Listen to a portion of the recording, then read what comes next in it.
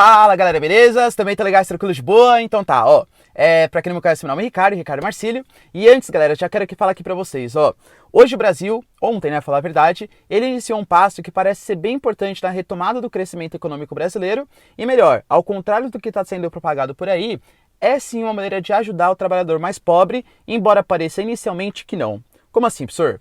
Antes da gente entender, ó, já peço para vocês, se vocês gostam de geografia, geopolítica, atualidades, notícias, enfim, tudo para se manter sempre bem atualizado, já se inscreve no canal, deixa o like e compartilha esse vídeo que eu conto muito com a ajuda de vocês. Tamo junto? Beleza.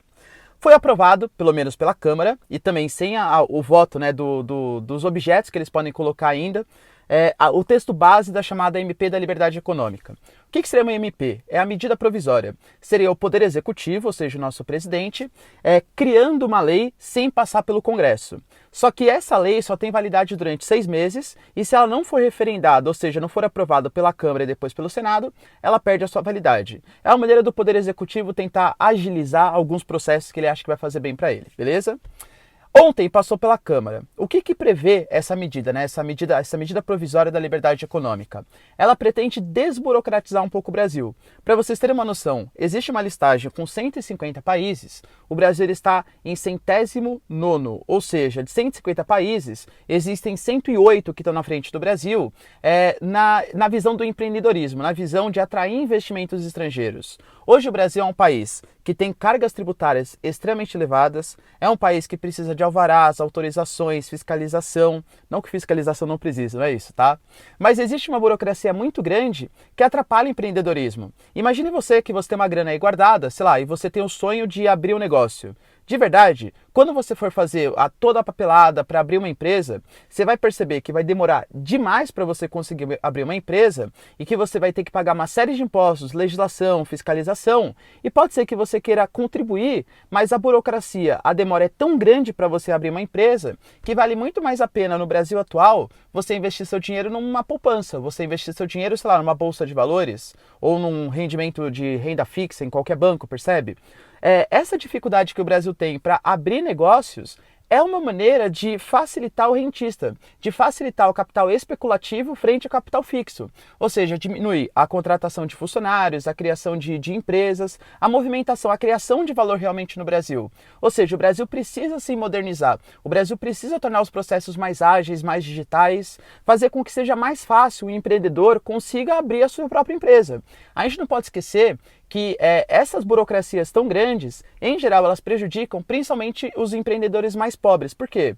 Porque o cara que vem lá com uma grande transnacional, etc., o cara tem 1000 advogados que podem fazer todo o processo burocrático por ele.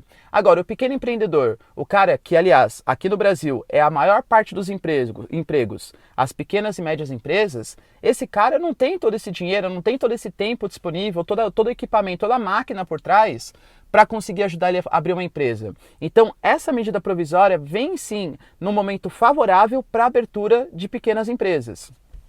E lembrando, né, algumas coisas foram modificadas e está se gerando muita crítica. Por exemplo, agora você pode trabalhar aos domingos, você é obrigado somente a descansar 1 a cada 4 domingos, né? Aí fala assim, mas tá vendo? Então vai colocar os trabalhadores para trabalhar mais, enfim, etc.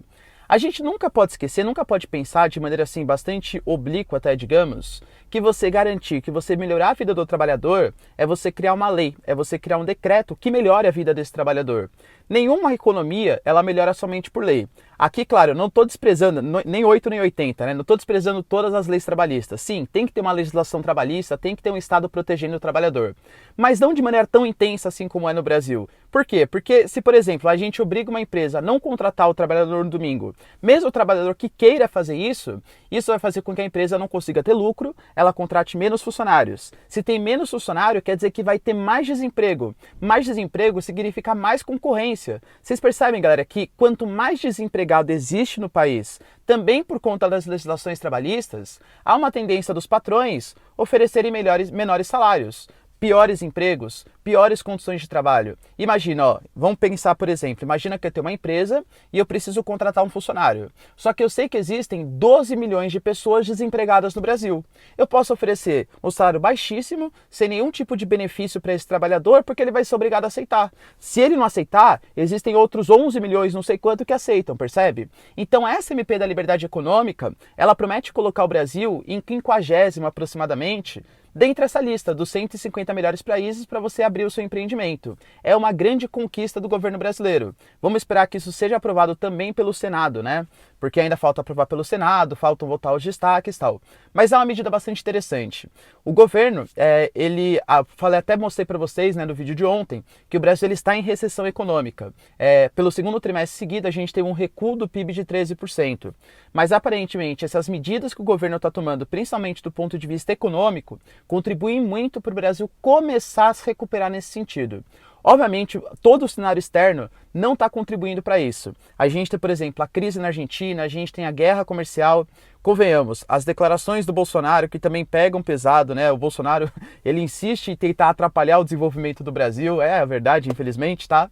Mas são medidas importantes e que prometem alavancar o crescimento brasileiro. Belezinha? Ok? Deu para entender o que foi essa MP da Liberdade Econômica?